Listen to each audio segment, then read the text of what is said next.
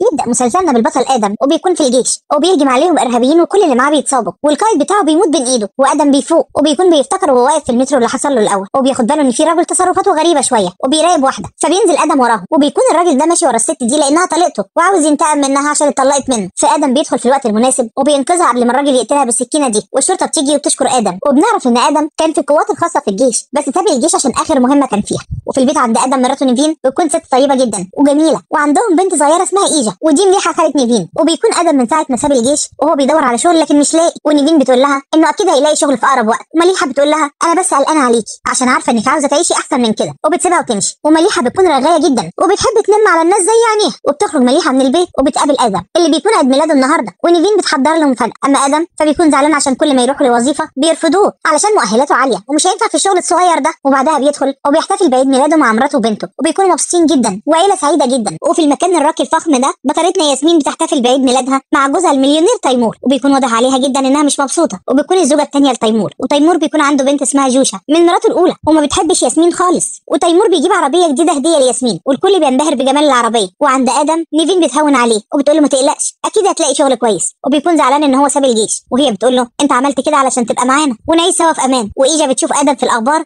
لما انقذ الست دي وبتكون مبسوطه جدا بباباها وهو بيقول لهم ان الصحافه مكبره الموضوع خالص بتحب التواضع صح وبيت تيمور بكر بيكون صديق آدم من ايام كليه الشرطه وبيشوفه في الاخبار وبيقول للناس اللي قاعدين معاه ان آدم دايما كده ما بيحبش يسيب اي حاجه غير لما بيدخل فيها وبيطلع بطل في الاخر وبعدها تيمور والباقي بيوصلوا على البيت وبيكون بكر شغال عنده في الحراسه وجوشه بتكون مش مبسوطه خالص وبتكون متضايقه وبتطلع على اوضتها وفاطمه الشغاله بتقول لتيمور وياسمين ان جات لهم هديه وياسمين بتروح عشان تفتحها وتيمور بيكون مستغرب جدا مين اللي جابها وبيكون فيها رساله تهديد ان لو ما جابش 10 مليون ياسمين هتموت زي ايمان مراته الاولى وهما بيتصدموا وياسمين بتكون خايفه وتيمور بيبقى مش فاهم في ايه وفجاه العربيه اللعبه اللي كانت في الهديه بتنفجر فبيتخضوا اكتر وبيكونوا مرعوبين ومش عارفين مين اللي بيهددهم وانه عارف كل تحركاتهم وآدم بيكون في بيته مبسوط جدا مع بنته وبيحكي لها حدوته قبل النوم اما تيمور فبيكون متعصب جدا وبيتكلم مع جوز بنت عمه وبيكون شريكه كمان ودراعه اليمين في الشركه وبيقول له على اللي حصل وبيكون خايف لا يكونوا الناس اللي بيهددوه دول هم نفسهم الناس اللي خطفوا ايمان وقتلوها زمان وبينادي على بكر وبيزعق معاه انه ازاي حاجه زي دي تحصل وهو ما يعرفش مين اللي عمل كده وتيمور بينفعل جدا وبيقول لبكر ان يشوف له راجل موثوق فيه وشجاع عشان يقدر يضحي بحياته ويحمي ياسمين وبيقول له يجيبوا له في اسرع وقت وبكر بيروح على طول لآدم وبيقول له على الشغل وان هو هيحمي ياسمين وان ده هيبقى شغل كويس جدا له وهيدفعوا له فلوس كتير لكن آدم بيكون متردد لان مش هو ده الشغل اللي هو عاوزه لكن ياسمين بتفرح جدا وبتوافق على طول طبعا ما انت ما صدقتش وبكر بيقول لهم خلاص فكروا لحد الصبح وبيسيبهم ويمشي وتيمور بيكون قاعد يتكلم مع صورة مراته وبيكون خايف يحصل لياسمين زي اللي حصل لها وجوشة بتيجي تقعد جنبه وبتكون متضايقه من ياسمين عشان خدت مكان مامتها وباباها بقى بيحبها قوي حتى اكتر منها كمان بس هو بيحاول يراضيها وبيقول لها انا بحبك جدا وفي مكان تاني بيكون قاعده العصابه وفرحانين جدا باللي عملوه وبيخططوا ازاي هيخلي تيمور يدفع الفلوس وبيفضلوا يضحكوا والصبح آدم بيجهز عشان يروح يقابل تيمور والعصابه بتكون في مركب بعيد عن الفيلا وبتراقب كل تحركاتهم من بعيد وبتيجي ياسمين عشان تخرج الحرس بيمنعوها وهي بتتضايق جدا وبتطلع على اوضتها وهي متعصبه وآدم بيقعد مع الحرس وبيشرب شاي وبياخد باله من الكاميرات وعدد الحراس وبعدها بيكون آدم مع تيمور وآدم بيقول له على الاخطاء اللي شافها وانهم يزودوا عدد الكاميرات وعدد الحراس كمان وبعدها تدخل ياسمين وهي متعصبه جدا وبتقول لتيمور انا مش عاوزه حارس شخصي وآدم بيتضايق جدا وبيقول لتيمور انا لو اعرف كده ما كنتش جيت وانا مش هقبل الوظيفه دي فتيمور بيقول له تعالى معايا على المكتب واسمع عرضي الاول وبعدين يبقى ارفض براحتك ولما بيروح معاه على المكتب تيمور بيديله الرسائل وبيقول انه خايف على مراته وانه مش عاوز يفقدها وياسمين بتكون واقفه بره وآدم بيشوفها وبيقول لتيمور لما مراتك توافق الاول انا هوافق وتيمور بيقول له سيب الموضوع ده عليا هي بس بتعمل كل ده لانها خايفه وبيقول ان هو هيجي يعيش في الملحق بتاع الفيلا وآدم بيقول له انا هفكر وارد عليه وعند آدم في البيت نيفين بتفرح جدا مع ان آدم بيبقى مش مرتاح للشغل ده بس هي بتقول له انها حاجه كويسه جدا وهتجيب لنا فلوس وبتفضل تزن عليه يا اختي بلاش هي وبنته كمان ما قلنا بلاش لحد ما اخيرا آدم بيوافق على الوظيفه وتاني يوم الصبح آدم بيروح الشغل وبياخد عيلته عشان يقعدوا في ملحق الفيلا ونيفين بتفرح جدا هي وإيجا وبيقرروا انهم هيشتروا حاجات كتير جدا وهو بيقول لهم ما تشتروش كتير عشان احنا مش هنقعد هنا كتير وبيكون آدم ناوي ان هو يشتغل فتره لحد ما يجمع فلوس يقدر بيها ان هو يفتح شركه امن لان ده كان حلمه وعند تيمور بيتاكد من بكر ان آدم كويس ولا لا وبكر بيقول له ان هو احسن واحد يقدر ينفذ المهمه دي وبعدها ياسمين بتشوف آدم مع مراته وبنته وبيكون شكلهم حلو قوي مبسوطين سوا وبتفضل تتحسر على حالها مش ذنبنا والله يا خالتي وفاطمه ونسيمه بيشوفوهم وبيعرفوا انه الحارس الجديد وياسمين بيكون ما بتحبش حد من الخدم خالص غير فاطمه وفاتح السواق بتاعها علشان دول اللي هي جايباهم معاها اما جوشه فلما بتشوف آدم بتنبهر بجماله وبتحاول تلاغيه لكن بتعرف ان هو متجوز وبتعرف كمان ان هو يبقى الحارس الشخصي بتاع ياسمين فبتتضايق اكتر وبتسيبهم وتمشي بس بتكون معجبه جدا بآدم عشان شاب وسيم وطويل وعنده عضلات فبتكون مبهوره بيه وبعدها بكر بيعرف آدم على ياسمين وبعدها بتخرج وفاتح السواق وآدم بيكونوا معاه وهي بتخاف لما بتلاقي آدم معاه سلاح وعند نيفين خالتها بتيجي عشان تبارك لها على بيتها الجديد وبتكون متخيله اكبر من كده وخالتها بتقول لها تعيشي فيه بسعاده وتملي البيت بالاطفال وبتغمز لها ونيفين بتقول لها منين بس ما انت عارفه اللي فيها وبتقول لها غيري الموضوع عشان بتعب تعب ومش عاوزه ادم يشوفني كده، وبتكون مخبيه حاجه كبيره على ادم وخايفه ان هو يعرف. اما ادم فبيبقى بيعمل شغل وبيحمي ياسمين، بس هي بتكون متضايقه من الوضع ومش عاجبها. وفي البيت فاطمه بتروح لنيفين عشان تتعرف عليها. وبالمناسبه بقى فاطمه دي رغايه قوي قوي قوي وبتحب تعرف كل حاجه، فضوليه كمان، وتحسيها كده انها رويترز. وعند ياسمين بيكون عندها جمعيه خيريه للاطفال وعاوزه كل الاعضاء تتبرع بالمجوهرات بتاعتها عشان تساعد الاطفال. وبيرنا لما بتعرف ان ياسمين هتتبرع بالطقم بتاعها اللي تيمور جايبه لها في جوازهم بتقول لها انت اكيد مجنونه، ابن عمي مستحيل يخليكي تعملي كده وهيزعل قوي. وبتكون نيفين بتختار عفش جديد للبيت وبتبعت لادم عشان يختار معاه. وبعدها ياسمين بتخلص وبيخرجوا عشان يمشوا، بس ياسمين بتعمل انها نسيت الموبايل وبتمسك الشنطه وبتبعدها عنها لحد ما يجوا الحراميه ويسرقوا الشنطه. بس طبعا ادم بيطلع يجري وراهم لحد ما بيمسكوا وبيجيبهم وبيجيب الشنطه. وياسمين بتتفاجئ وبيكون ادم عاوز يسلمهم للشرطه بس هي بترفض. وادم بيفهم ان دي لعبه منها وبيسيبهم يمشوا وبيقول لها بقول لك ايه، ما بلاش شغل المبتدئين ده، ولو انت مش عاوزاني قولي لجوزك وبلاش الشغل ده معايا. وهي بتكون طبعا محرجه جدا عشان هو فهم لعبتها وبيستغرب انها لها علاقه بناس زي دول اصلا. وزعيم العصابه بيشوف اللي حصل وبيكون مبهور بادم وبيقول لنفسه ان هو ده اللي هيبوظ الخطه. وبعدها ادم بيروح مع ياسمين عشان تجيب لبس والصحافه بتصورهم وبتطلع صورهم في كل مكان. وبعدها بتروح تقعد مع اصحابها والكل بيسالها على ادم وهي بتكون متضايقه جدا. وبعدها بيروحوا على البيت وبتكون نيفين وايجا روحوا، وايجا بتشوف باباها وهو في الشغل وبيضحك لها من بعيد. وياسمين بتتكلم مع تيمور وبتقول له انها مش عاوزه ادم وانها متضايقه منه جدا علشان ماشي وراها في كل حته. وتيمور بيقول لها يا حبيبتي ده عشان امان، بيأمن حياتك، نستحمل بقى شويه. وهي برضه تبقى مش مقتنعه ومتضايقه جدا. وتيمور بيطلب من ادم ان هو يدور على العصابه اللي بتهدده، وادم بيقول له ده مش شغلي، ده شغل الشرطه. وتيمور بيحكي له اللي حصل مع امان وان هو راح للشرطه وما عرفوش يتصرفوا لحد ما العصابه خطفت مراته وقتلوها وان لحد دلوقتي ما يعرفش حتى جثتها فين. فادم بيوافق ان هو يساعده لما تيمور بيقول له حط نفسك مكاني. فادم بيقول له بس على شرط اني لما الاقي العصابه هسلمهم للشرطه مش ليك. وطبعا تيمور بيوافق. وبالليل ادم وياسمين ما بيكونوش عارفين يناموا، وياسمين بتخرج البلكونه وادم كمان بيخرج على الجنينه وبيلعب رياضه. وياسمين بتشوفه من بعيد وجوشا بتكون راجعه من بره وهي سكرانه وبتشوف ادم وبتروح عنده وبتصوره. فادم بيقفل الفيديو وبيكون متضايق منها جدا وبتقول له ان ياسمين دي ما هيش كويسه ابدا. وادم بيحاول ان هو ياخدها على اوضتها وهي بتترمى في حضنه كده لكن هو بيبعدها عنه. ايه يا بنتي مفيش بربع جنيه تربيه؟ وبتقول له هو انا مش حلوه ولا ايه؟ فبيقول لها ما تتعديش حدودك وبيبعدها عنه وهو متضايق منها جدا. وياسمين بتنزل جري عشان تطلعها قبل ما تعمل فضيحه في البيت كالعاده يعني، فضيحه كتير. بس جوشا ما بتقدرش تطلع مع ياسمين وبتزعق لها. وتيمور بيصحى وبيشوف الوضع ده وياسمين بتتضايق من جوشا جدا وبتقول عليها انها قليله الادب. وتيمور بيتضايق وبتقول له انه ما عرفش يربيها وبيتضايق وبيشدها جامد وبياخدها على الاوضه وبيضربها. وبنعرف ان تيمور عنده مشكله نفسيه وبيطلعها على قدام يخرب بيتك يا ابن المجانين. وتاني يوم بيبقى وش ياسمين وارم من كتر الضرب وتيمور بيعتذر لها عشان ضربها. يا اختي لما عارفه انه ابن مجانين ابقي امسكي لسانك. وبيعتذر لها تيمور عشان ضربها وبيقول لها جهزي نفسك عشان هنفطر بره. يغور يا اخوي. وعند ادم بيكون بيلبس وشايف ان مراته مفيش منها اتنين وانها ملاك مش انسانه. ونيفين بتتوتر جدا وبتقول له افرض ان انا غلطت. فبيقول لها مستحيل يا حبيبتي. ونيفين بتساله على ياسمين عشان بيكون شافتها وعرفت انها حلوه وغارت منها وخايفه على ادم منها. وادم بيقول لها انها وحشه ومستفزه جدا لكن انت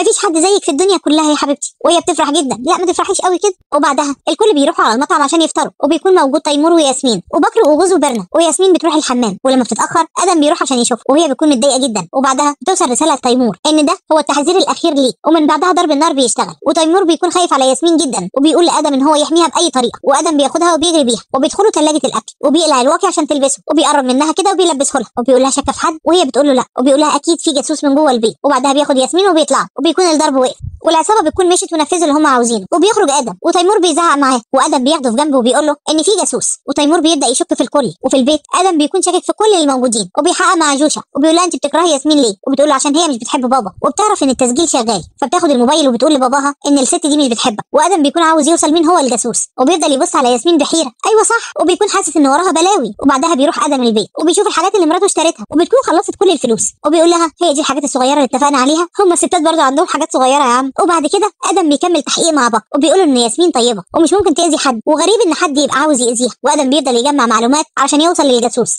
او يوصل لاي حاجه. وبيعرف ان ياسمين لها اخ واحد بس قاعد في امريكا عشان بيدرس. وبيعرف ان اغوز اتجوز بنت عم تيمور وبقى هو كل حاجه في الشركه بعد تيمور على طول. وبالليل تيمور بياخد كل الحرس وبيسيب الامن وبيسيب ادم في البيت وبيكون تيمور رايح يخلص شغل. وبنعرف ان تيمور شغله مش نظيف وبيكون شغال في التهريب وبيهرب سلاح ومخدرات وذهب واثار. ايه شنطه علي بابا اللي بيهربها دي؟ وبيكون شغال في كل حاجه غير قانونيه يخرب بيتك. وفي البيت ادم بيزعق للامن عشان بيكونوا قاعدين يشربوا شاي ولا على بالهم اي حاجه. وبعدها بيسمع ياسمين وهي بتصرخ فبيطلع يجري عشان يشوف في ايه. فياسمين بتقول له ان كان في واحد هنا لابس قناع وبعدها نط وجري وادم بيطلع يجري وراه. وياسمين بتخرج وبتقول لفاطمه ما تقوليش لحد. وادم بيفضل يجري ورا المجرم وبتبقى ياسمين هربته من البيت من طريق سري. وادم بيمسك المجرم وبيطلع هو فاتح السواق بتاع ياسمين. وادم بيكون فاكر ان فاتح ده هو الجاسوس وبياخده بيحط الكلبشات في ايده لحد ما تيمور بيجي وبيطلع عشان يشوف ياسمين وبيعرف انها خرجت وبيجري يخرج وراها. وبسرعه بيكلم واحد اسمه راسم وبيطلب منه ان هو يحدد له مكان ياسمين عن طريق رقم الموبايل. وبتكون ياسمين راحت للعصابه ومعاها مجوهرات كتير. وبنعرف ان ياسمين هي اللي عملت كل ده. كنت حاسه بكده واتفقت مع العصابه عشان تخلص من تيمور ويخطفوها ويطلعوا لها باسبور باسم جديد وتسافر وتعيش بعيد عن تيمور، وهو يكون فاهم انها ماتت زي مراته الاولى وهي اللي عملت كل الحوارات دي. وبيوصل ادم للمكان والعصابه بيشوفوه، وبيكون زعيم العصابه بيقول لياسمين انها لازم تتخلص من ادم او تخليه يقع في حبها عشان يعرفوا يكملوا الخطه بتاعتهم. وبيدخل ادم المكان وهو بيتسحب بالراحه، بس لما بيدخل المكان اللي فيه ياسمين بيلاقيها واقعه على الارض ومغمى عليها ورجليها بتكون مجروحه، فبيتصدم والعصابه بتكون هربت. وادم بيطمن على ياسمين وبيشيلها وبيخرج بيها وهي بتفوق، وادم بيحاول يفهم منها هي كانت بتعمل ايه هنا، وهي بتكون متوتره جدا ومش عارفه تقول له ايه، وبينضف لها الجرح وبيفضل يسالها. وبنعرف ان الزعيم هو اللي ضربها بالسكينه لما عرف ان ادم وصل للمكان، وعمل كده عشان ادم ما يشكش في حاجه. وهي اول ما شافت الدم اغمى عليها على طول. وطبعا ياسمين بتكون مجهزه خطه لكل حاجه وبتطلع ورقه من جيبها، فادم بيشوف الباسبور اللي معاها وبتقول له ان العصابه بعتت لها الرساله دي وهي جت عشان تقابلهم من ورا تيمور علشان تديهم المجوهرات بتاعتها عشان يسيبوها في حالها ويبعدوا عنها بقى. وبتقول له انا اللي اتفقت مع فاتح ان هو يلبس القناع ويجري عشان انت تجري وراه وتتشغل بيه، واعرف انا اخرج واجري للعصابه واجيب لهم المجوهرات. وادم بيكون عنده شك فيها وبيقول لها لازم تيمور يعرف كل حاجه، وهي بتقول له حس بيا انا عملت كده عشان مش عاوزه اموت، وبتعمل انها بتعيط وبتقول له بلاش تقول حاجه لتيمور وانا هتكلم معاه بطريقتي. وادم بيوافق. وفي الفيلا تيمور بيكون خلص الشحن وبيشوف ياسمين وهي راجعه مع ادم وبيشك فيهم لانه بيكون بيغير على مراته قوي. وياسمين بتقول له انها كانت بتتمشى وقعت على الارض فرجليها اتجرحت وبتكذب عليه، وادم ما بيكونش فاهم هي بتعمل كده ليه. وتيمور بيتضايق وبيقول لادم مفيش خروج بعد كده غير باذن مني.